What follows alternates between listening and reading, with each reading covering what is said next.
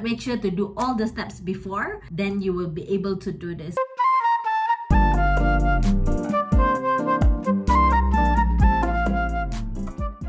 Hello guys, welcome back to today's channel. So today we act a little bit smart, so we're wearing glasses. The reason why is because I'll be sharing with you guys tips on how to secure internship. So just imagine this like your big sister telling you tips to get that internship. If you like this video, don't forget to subscribe to my channel, like this video and share. Who knows, it might be useful to someone. So for today's video, I divide it into before interview, during interview, and post interviews. Before you even think of applying for internship, the first thing you have to do is prepare yourself. What do I mean by prepare yourself? Attend clubs and extracurricular activities, because when you attend clubs, you will be able to build your soft skill that you are not able to get in classes. So this can be skills like, managing social media. Let's just say if you join as a PR in a club, or managing relationship with other people, because technically if you're in club, you will be working with people from different background and different courses. When you're working with different people, you will be able to create the second one, build and expand your connection. You will never know when you will cross path with these people. You never know, they might be the one that lead you to the career you will be in the future. Alright, so after you have all that right, you need to create your social presence. What I mean by this is create your LinkedIn. LinkedIn is like Instagram but for professionals. When you attend any event or activities, make sure to document it, take a nice picture of it and put it on LinkedIn. And also in LinkedIn, you might be able to find jobs. So the good thing about LinkedIn is, so let's just say you want to work in this company, right? So you go and find like kind of stalking the HR person or the person that in charge of the hiring, and you will be able to probably put yourself out there and this person will notice you more. Take one step at a time, because beautifying your LinkedIn takes so long. So I'm not saying that my LinkedIn is perfect, but then when I was applying for internship, I make sure my LinkedIn is like okay.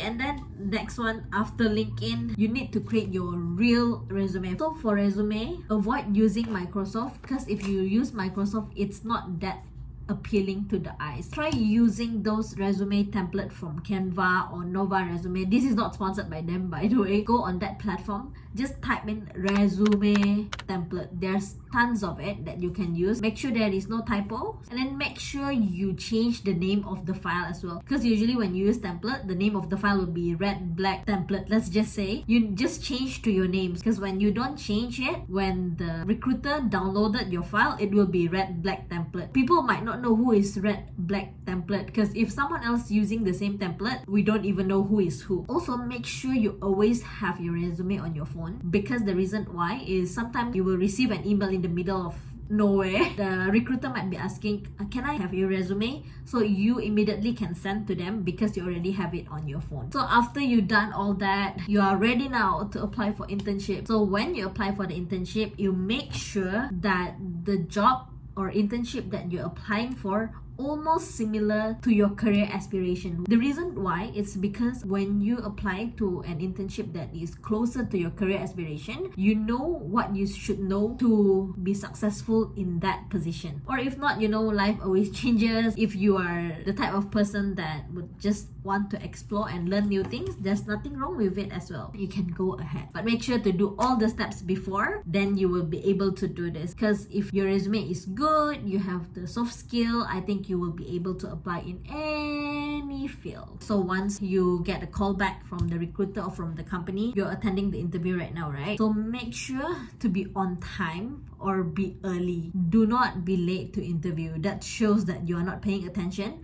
Even if you're late, make sure that you notify the recruiter or the person that you will be meeting with. Notify them that I'm sorry, I'll be late. That shows that you respect other people's time as well. During the interview, make sure to dress nicely because you might not know the other person's perspective on how they see things. And this is the most important thing, is do a research on the company. Because you applying to the company, if you ask that question to them, the person will be like, you want to join us but you don't know what we are doing. So always make sure that you already done a proper research on the company. When during the interview, be curious, ask smart question, just Google. There's a lot of like example that you can find. If you are not curious, you kind of just like go with the flow. There's nothing wrong with it, obviously, but then there's a lot of things that might not be covered during the interview, and if you ask, sometimes the other person forget as well to inform you. So when you ask this kind of question, it is kind of trigger conversation as well. Then there's a lot of things that you might think you might not want to know, but ended up it's being useful for you.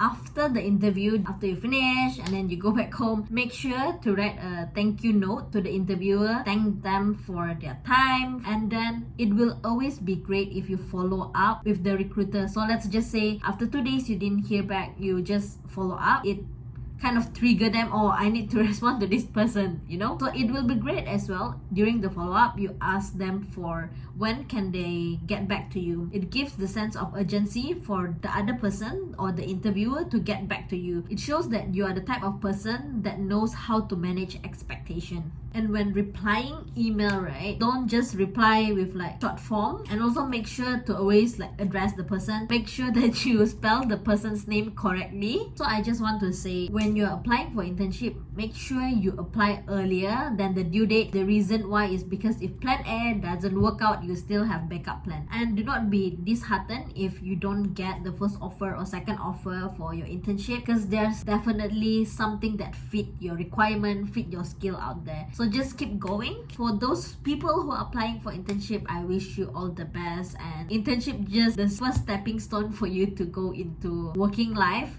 So make full use of it. Learn as much as possible during your intern. This is also the time that you are allowed to make mistakes, and make sure you learn from those kind of mistakes, because when you move on to real working world, you know that these are the things that shouldn't be done, and you know how to tackle it already. So that's all for today's video. I hope you guys enjoy and learn a little bit. I am not a professional or subject matter expert. I'm not an expert in this field. This is what I did to get my internship, and I hope it will help you as well. Thank you for watching, guys. See you guys in my next video. Bye. Bye. Ask for clarity.